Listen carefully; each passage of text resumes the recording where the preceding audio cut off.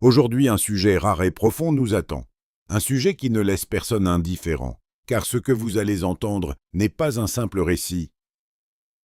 C'est une parole qui intrigue, qui questionne.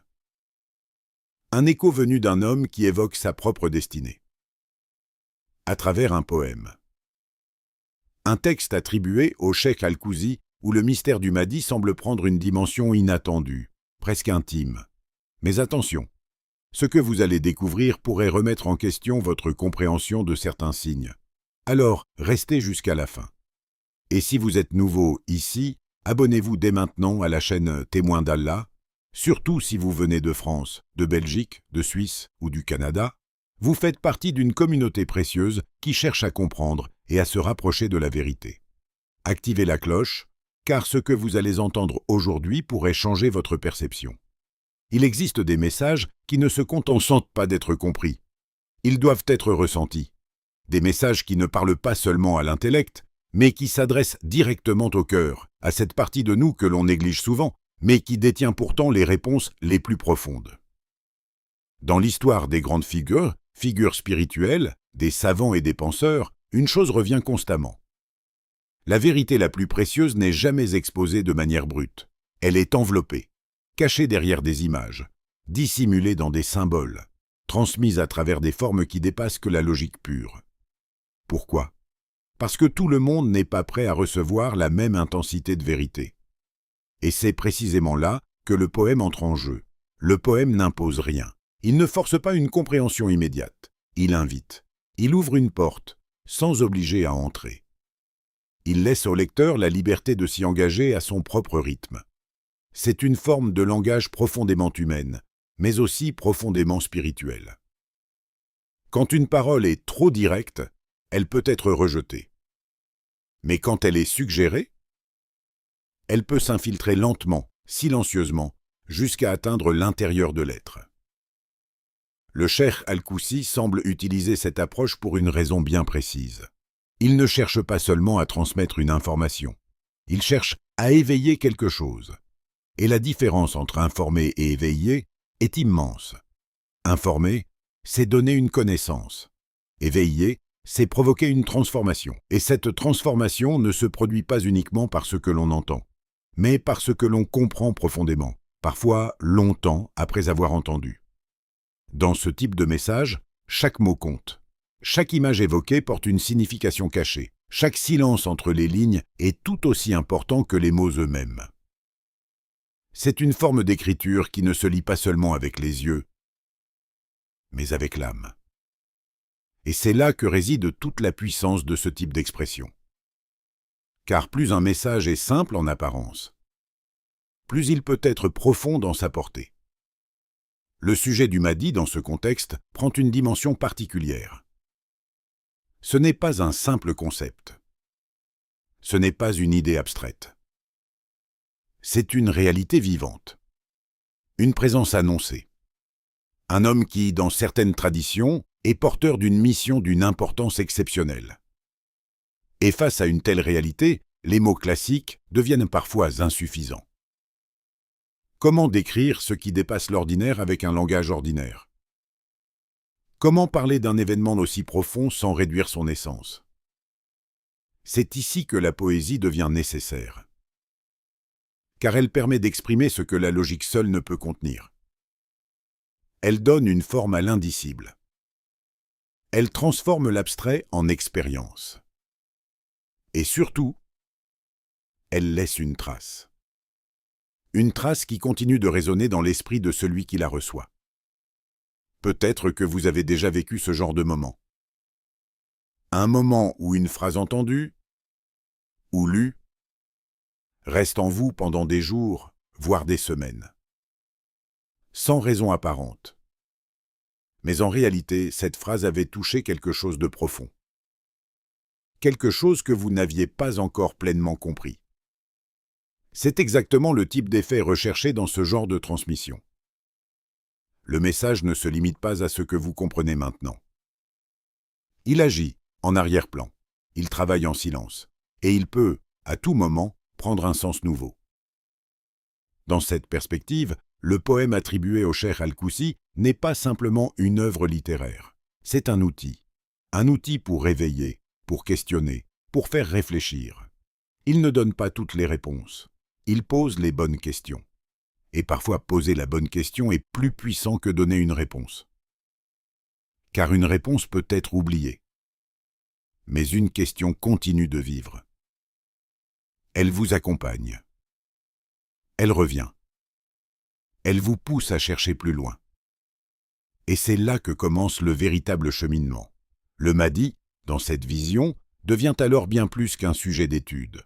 Il devient un point de réflexion intérieure. Une idée qui pousse à observer, à comprendre, à analyser le monde autrement. Et peut-être à se regarder soi-même différemment. Car chaque message profond ne parle pas seulement de l'extérieur. Il parle aussi de l'intérieur. De ce que vous êtes, de ce que vous ressentez, et de ce que vous êtes prêt à devenir. C'est cette double dimension qui rend ce type de message si particulier. Il agit sur le visible et sur l'invisible, sur le présent et sur ce qui est encore en devenir. Et c'est exactement ce qui rend ce sujet si captivant. Car il ne s'agit pas seulement de comprendre une histoire, il s'agit de se positionner face à elle. De se demander « Qu'est-ce que cela change pour moi ?» Et cette question pourrait bien être le début de quelque chose de beaucoup plus grand que ce que l'on imagine. Imaginez une scène presque silencieuse. Un homme assis, non pas au centre d'une foule bruyante, mais dans un espace calme, presque retiré du tumulte du monde. Autour de lui, rien d'extraordinaire en apparence, pas de lumière spectaculaire, pas de signe visible de grandeur. Et pourtant, chaque mot qu'il prononce semble porter un poids particulier. Pas le poids de l'ego, mais celui d'une responsabilité intérieure. Un homme qui ne parle pas pour être admiré, ni pour être suivi aveuglément, mais pour dire quelque chose de vrai. Quelque chose qui vient de plus profond que lui-même. Dans cette vision, le Mahdi ne se met pas en avant comme une figure de prestige. Il ne cherche pas à capter l'attention par des déclarations directes ou des affirmations spectaculaires. Au contraire, son langage semble volontairement indirect, comme s'il préférait laisser le sens émerger progressivement dans l'esprit de celui qui écoute. Cela change complètement la manière de percevoir son discours.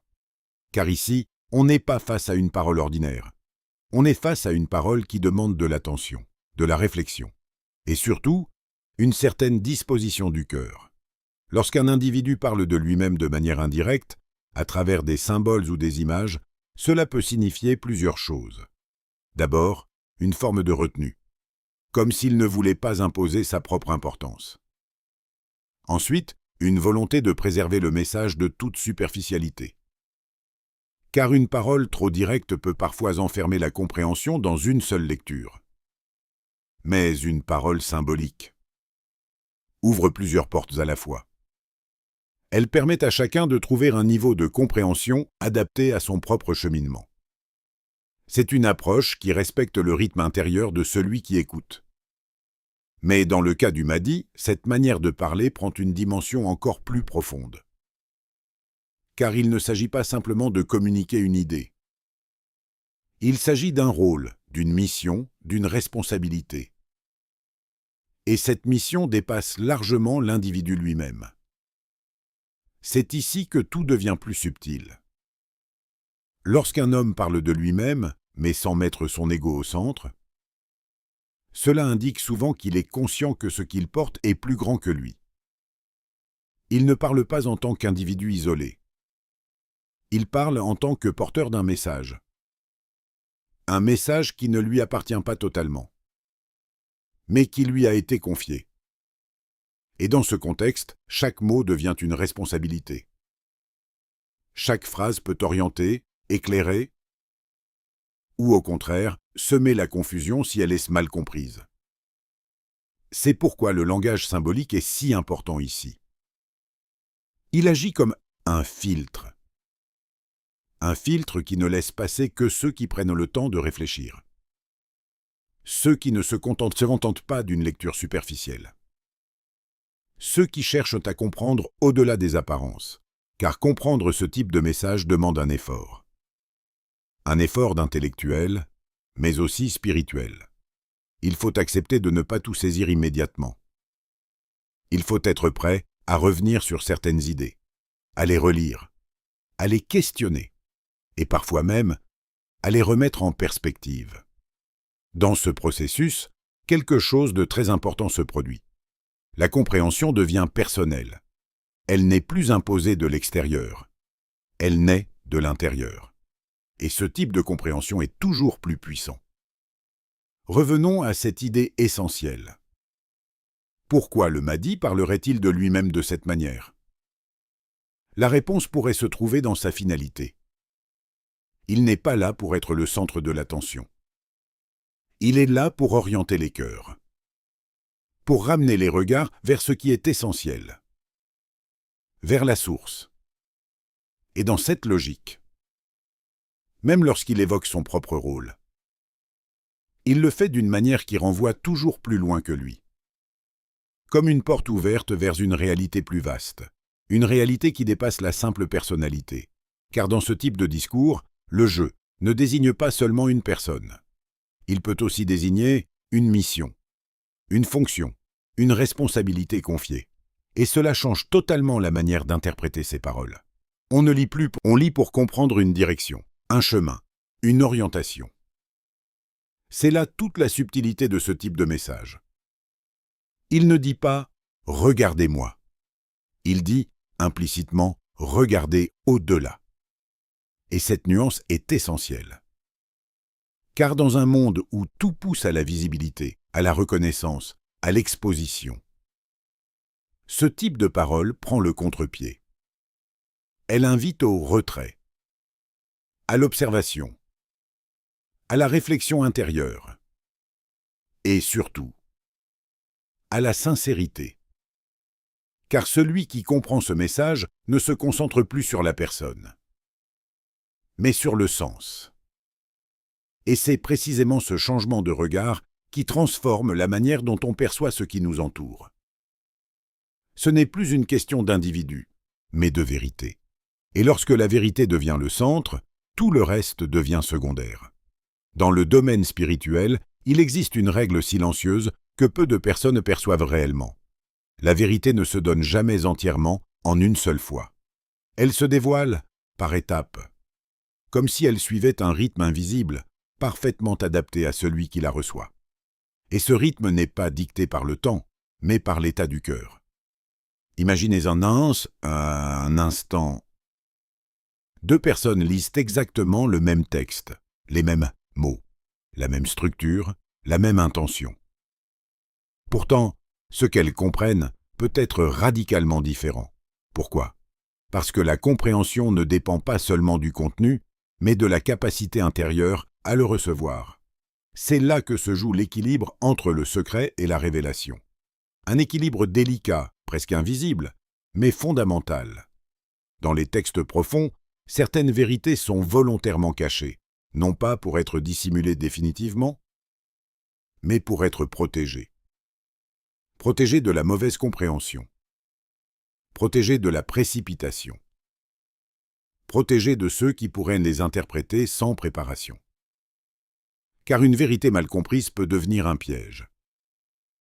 Elle peut égarer au lieu de guider. C'est pourquoi certaines connaissances ne sont pas révélées immédiatement. Elles attendent. Elles observent, en quelque sorte. Elles attendent que le récepteur soit prêt. Et ce prêt ne signifie pas seulement être intelligent ou informé. Cela signifie être intérieurement disponible. Être ouvert. Être capable de recevoir sans rejeter, sans déformer, sans projeter ses propres attentes. C'est dans cette perspective que le poème attribué au Cheikh Al-Koussi prend tout son sens. Il ne fonctionne pas comme un texte explicatif classique. Il ne cherche pas à tout clarifier. Il ne donne pas une lecture unique et fermée. Au contraire, il ouvre, il suggère, il laisse des zones d'ombre volontairement présentes. Et ces zones ne sont pas des manques. Elles sont des invitations. Des invitations à réfléchir, à ressentir, à interpréter. Car une parole qui laisse de l'espace à la réflexion permet au lecteur de devenir acteur de sa compréhension. Il ne subit pas le message. Il le construit. Et c'est dans cette construction intérieure que se produit le véritable apprentissage. Lorsque l'on doit faire un effort pour comprendre quelque chose, l'impact est toujours plus fort. Pourquoi? Parce que le cerveau, mais aussi le cœur, s'engagent davantage dans le processus. On ne se contente pas de recevoir une information. On la questionne, on la compare, on la ressent. On la relie à d'autres expériences, d'autres connaissances, d'autres perceptions. Et cette implication crée une empreinte beaucoup plus durable. C'est comme une graine. Une information imposée peut être oubliée. Mais une information que l'on a soi-même explorée continue de grandir en nous. Elle devient une partie de notre réflexion, de notre manière de voir le monde. Le poème, dans ce contexte, agit comme un déclencheur. Il ne donne pas toutes les réponses, mais il pousse à chercher. Et cette recherche est essentielle, car c'est souvent dans la quête elle-même que se trouve la véritable transformation. On pourrait même dire que la vérité n'est pas seulement dans la réponse, mais dans le chemin parcouru pour y arriver. Et ce chemin est unique pour chaque personne. Ce qui signifie que deux personnes peuvent lire le même texte, mais ne jamais vivre la même expérience intérieure. C'est ce qui rend ce type d'écriture si particulier. Il ne s'adresse pas à tout le monde de la même manière. Il s'adapte à celui qui le reçoit. Ou plutôt, c'est celui qui le reçoit qui révèle le niveau de compréhension auquel il a accès. Dans ce sens, le texte devient un miroir. Un miroir qui ne montre pas une image physique, mais une réalité intérieure. Il reflète votre capacité à comprendre, votre ouverture, votre état actuel. Vous découvrez une nuance, puis une autre, et encore une autre, comme si le message se déployait progressivement, couche par couche. Ce processus n'est pas un hasard. Il fait partie intégrante de la manière dont la connaissance profonde est transmise. Et c'est exactement ce que ce poème semble incarner. Une transmission qui ne se donne pas immédiatement, mais qui se révèle à ceux qui prennent le temps. Ceux qui ne cherchent pas la rapidité, mais la profondeur. Car dans ce type de message, la profondeur est toujours plus précieuse que la vitesse. Et c'est peut-être là que réside la véritable clé. Comprendre que tout ne doit pas être compris immédiatement. Que certaines choses doivent être laissées en suspens. Le temps que l'esprit et le cœur soient prêts à les accueillir. Et lorsque ce moment arrive, la compréhension ne ressemble plus à une simple découverte. Elle ressemble à une évidence. Comme si, au fond, vous aviez toujours su. Il y a des moments où un message dépasse le simple cadre de l'écoute. Il ne s'agit plus seulement d'entendre, mais de ressentir que quelque chose, quelque part, vous concerne directement. Comme si les mots prononcés n'étaient pas adressés à une foule, mais à vous. Oui, à vous. Et c'est précisément dans ce type de moment que naît un appel particulier. Un appel à la conscience.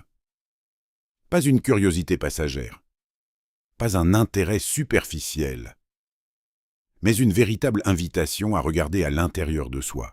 Car ce genre de contenu ne se consomme pas comme n'importe quel autre. Il ne se parcourt pas distraitement, il se vit, il s'accueille. Il se questionne. Et surtout, il se confronte. Se confronter à ce type de message, c'est accepter de ne pas rester dans une position confortable. C'est accepter de se poser des questions qui dérangent, des questions qui ne cherchent pas à flatter l'ego, mais à le remettre à sa juste place.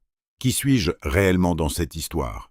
Pas ce que je pense être, pas ce que les autres voient, mais qui suis-je lorsque je me retrouve seul face à ma propre conscience? Cette question, bien qu'elle semble simple, peut ouvrir des profondeurs insoupçonnées, parce qu'elle nous oblige à sortir des apparences, à quitter les certitudes superficielles, et à entrer dans une zone où tout devient plus honnête, mais aussi plus exigeant. Dans cette réflexion, une autre question émerge naturellement. Suis-je capable de reconnaître la vérité lorsqu'elle se présente à moi? Car la vérité ne se manifeste pas toujours de manière évidente. Elle peut apparaître sous des formes inattendues. Dans un mot. Dans une situation. Dans une rencontre. Dans un événement qui, au premier regard, semble banal.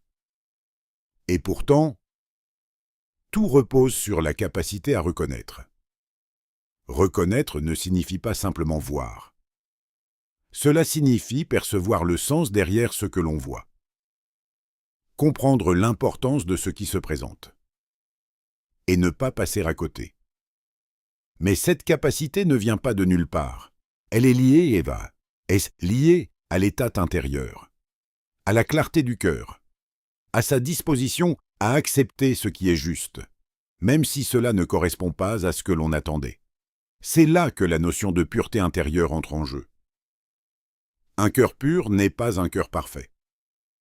C'est un cœur capable de se remettre en question.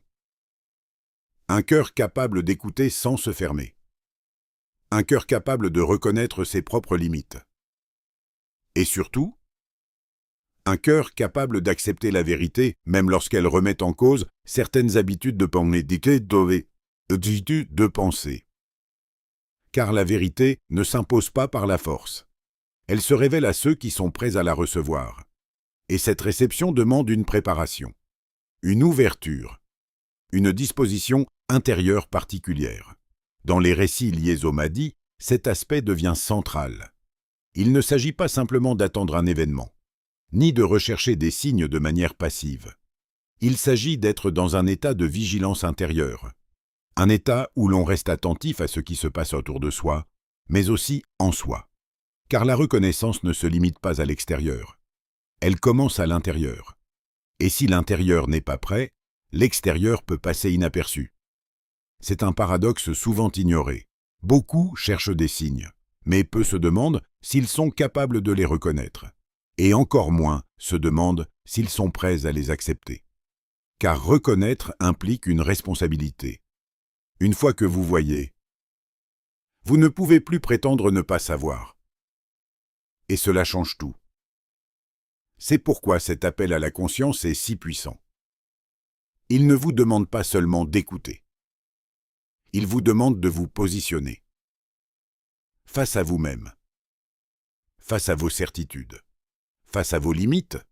Et face à votre capacité à évoluer. Dans ce processus, une chose devient essentielle. L'honnêteté envers soi-même. Sans honnêteté, il n'y a pas de véritable progression. Sans remise en question, il n'y a pas de véritable compréhension. Et sans ouverture, il n'y a pas de véritable reconnaissance. Alors la question n'est plus simplement « qu'est-ce que je sais ?», mais plutôt « suis-je prêt à voir ce que je n'ai pas encore vu ?» Et peut-être encore plus important, « suis-je prête à accepter ce que cela implique pour moi ?» Car au fond, ce type de message ne cherche pas à vous donner une réponse toute faite. Il cherche à vous transformer, à éveiller quelque chose, à déclencher une réflexion qui continue bien après la fin de ce que vous regardez. Et c'est là que se trouve la véritable puissance de cet appel. Il ne se termine pas avec les mots. Il commence avec eux. Et il continue tant que vous êtes prête à y répondre. Il arrive un moment dans toute réflexion profonde où les mots ne suffisent plus. Un moment où l'on dépasse les symboles, les images, les interprétations. Pour toucher quelque chose de plus direct, de plus intime. Quelque chose qui ne se discute pas. Quelque chose qui se ressent. Et c'est précisément là que se trouve ce que l'on pourrait appeler le message final caché. Un message qui ne s'impose pas, mais qui s'imprime. Un message qui ne fait pas de bruit, mais qui laisse une trace durable. Car au fond, au-delà de tout ce qui a été dit, évoqué ou suggéré, il existe une vérité simple mais profonde. Rien ne commence réellement à l'extérieur. Tout commence à l'intérieur. Le changement, la prise de conscience, la compréhension, tout cela naît d'abord dans l'espace invisible du cœur. Et c'est seulement ensuite que cela se manifeste dans la réalité. Cette idée change complètement la manière de percevoir les choses. On ne cherche plus seulement à comprendre le monde, mais à se comprendre soi-même. On ne se demande plus uniquement ce qui se passe autour de nous, mais ce qui se passe en nous. Car c'est là que tout se joue. Dans cet espace intérieur que personne ne voit, mais qui influence tout. Dans cette transformation intérieure réside le véritable retour à la vérité. Pas un retour superficiel. Pas une simple adhésion à une idée. Mais un alignement profond. Une réorganisation de ce que l'on croit, de ce que l'on ressent, de ce que l'on est. Et ce type de transformation ne se produit pas en surface. Elle demande du temps, de la sincérité et une certaine forme de courage. Le courage de se regarder sans se mentir. Le courage d'accepter que certaines choses doivent changer. Le courage de laisser partir ce qui ne correspond plus à une réalité plus juste. Dans cette perspective, le Mahdi prend une dimension particulière.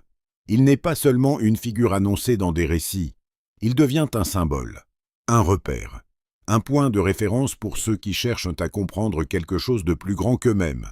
Mais surtout, il devient un miroir. Et un miroir a une fonction très spécifique. Il ne crée rien, il ne déforme rien, il révèle. Il montre ce qui est déjà là. Et parfois, ce que l'on préfère ne pas voir immédiatement. C'est en ce sens que le Mahdi peut être perçu comme un reflet de la réalité, un reflet du chemin à suivre, un reflet de ce qui est attendu, non pas uniquement de l'extérieur, mais aussi de l'intérieur. Car avant de chercher des signes autour de soi, il est essentiel de se demander quels signes se trouvent déjà en soi. Avant d'attendre un changement dans le monde, il faut observer le changement en soi-même. Et cela, peu de personnes le font réellement. Beaucoup attendent, peu se transforment. Mais la véritable préparation ne consiste pas seulement à attendre un événement. Elle consiste à être prêt à comprendre, prêt à reconnaître, prêt à agir lorsque le moment se présente. Et cette préparation commence toujours dans l'intimité de l'être, dans ces moments silencieux où personne ne regarde, dans ces instants où l'on est face à soi-même, sans distraction, sans masque, sans rôle à jouer. C'est là que se construit la sincérité. Et c'est cette sincérité qui permet de recevoir un message plus profond. Le poème, dans cette optique, ne doit pas être vu comme une simple œuvre. Il agit comme un déclencheur, quelque chose qui résonne, quelque chose qui continue de travailler en arrière-plan, même lorsque l'on pense être passé à autre chose. Il reste. Il s'installe. Il interroge. Et parfois, il dérange. Mais ce type de dérangement n'est pas négatif. Au contraire, il est souvent le signe qu'un éveil est en cours. Car ce qui est profondément ancré ne change pas facilement. Il faut parfois une secousse intérieure pour briser certaines illusions. Et c'est exactement ce que ce type de message peut provoquer. Une prise de conscience. Une ouverture. Un changement de perspective. Et peut-être un début de transformation. Alors, au-delà de toutes les têtes à tête, laissant toutes les interprétations possibles, il reste une question essentielle. Une question que chacun doit se poser individuellement. Que suis-je prêt à changer en moi? Parce que c'est là que tout commence. Et peut-être que la véritable réponse à ce message n'est pas dans ce que vous avez compris.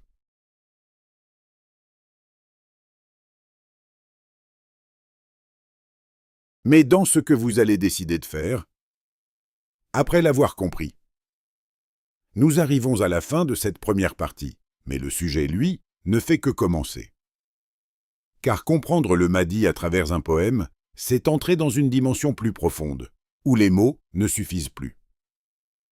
Dans la prochaine partie, nous irons encore plus loin dans cette exploration, pour tenter de comprendre ce que ce texte révèle réellement. Mais retenez ceci.